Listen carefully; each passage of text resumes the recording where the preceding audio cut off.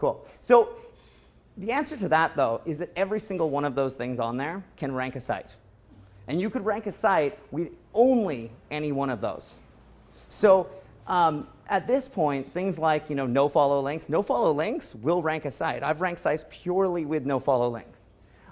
Private blog networks, I mean, they work ridiculously well. We'll talk a little bit what they are a little bit later. Social signals, yes, they can. You're not going to rank a site with just a whole bunch of, say, likes on somebody's, personal on a personal profile type of thing, right?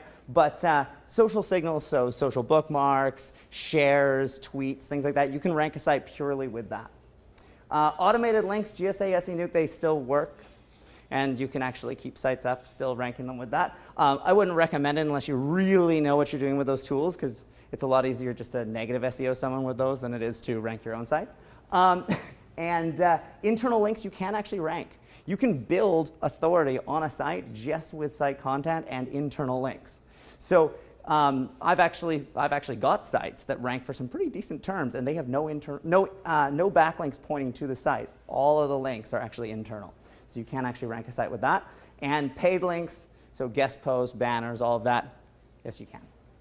Rob, yeah. Can you explain ranking a site, what that really means? Ranking a site, so getting it to rank highly within the search engines for your desired keyword, okay. Right?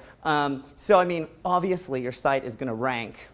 Obviously your site's going to rank for, it's going to go back with all this.